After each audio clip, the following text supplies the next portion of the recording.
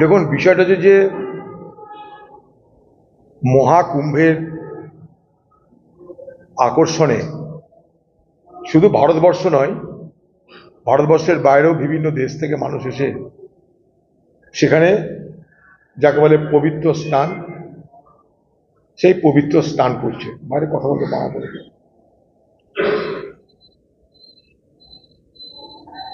সেখানে এর মধ্যেই বলছে প্রায় 53-54 কোটি মানুষ স্নান করে ফেলেছে। তো স্বাভাবিকভাবে মানুষের তো একটা আকর্ষণ আছে, ধর্মীয় আকর্ষণ, আধ্যাত্মিক আকর্ষণ, যাই হোক, আমরা যেভাবেই ব্যাখ্যা করি না কেন। তো সেই আকর্ষণে মানুষ সেখানটায় যাচ্ছে, পুণ্য স্নান করছে।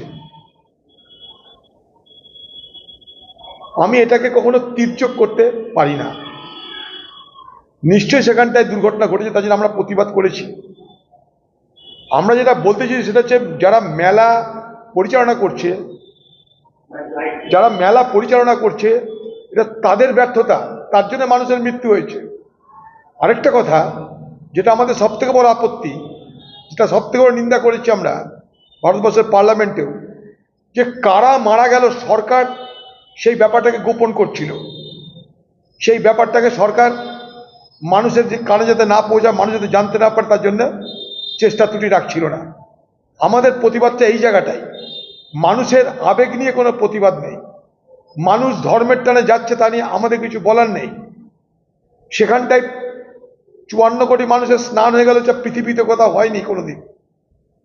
আর যে ধাক্কাধাক্কিতে মানুষের মৃত্যু হলো, সে দিল্লি স্টেশনে বলুন আর কুম্ভেতে বলুন, ভারতবর্ষে ভিড়ের ধাক্কায়, ভাগদৌড় যাকে বলে, তাতে যত মানুষের মৃত্যু হয়, স্ট্যাম্পিডে যত মানুষের মৃত্যু হয়, তার মধ্যে 70% মৃত্যু ধর্মীয় উন্মাদনা কেন্দ্রিক, ধর্মীয় আবেগ কেন্দ্রিক যে সমস্ত অনুষ্ঠান হয় সেখানে বেশি হয়।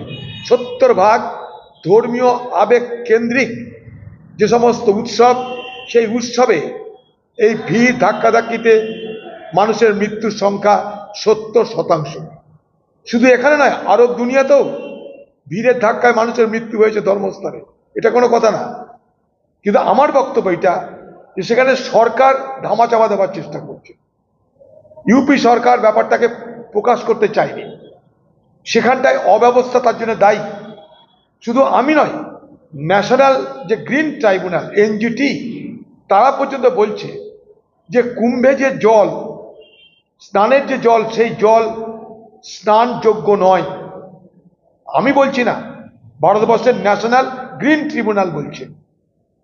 অথচ সেখানটাই ডাক্তার, উকিল, ব্যারিস্টার, শিল্পপতি, কোটিপতি সবাই যাচ্ছে। ধর্মীয় আবেগ এটার নাম। সেই ধর্মীয় আবেগে মানুষ কুম্ভমুখী হয়ে গেছে। সেটাকে আমি মরণ কুম্ভ বলে মানুষের ধর্মীয় ভাবাবেগকে আমি আহত করতে, আঘাত করতে পারি না। এটা হচ্ছে আমার বক্তব্য। এটা কোনো পক্ষে বিপক্ষে নয়, মানুষের ধর্মীয় আবেগকে সম্মান আমরা দিয়ে থাকি। কিন্তু যারা পরিচালনা করছে, সেই পরিচালনা যারা করেছে, সেই সরকারের সেই সমস্ত দপ্তরের ব্যর্থতার কারণে, অব্যবস্থার কারণে এত মানুষের মৃত্যু হয়েছে। জগন্নাথ মন্দির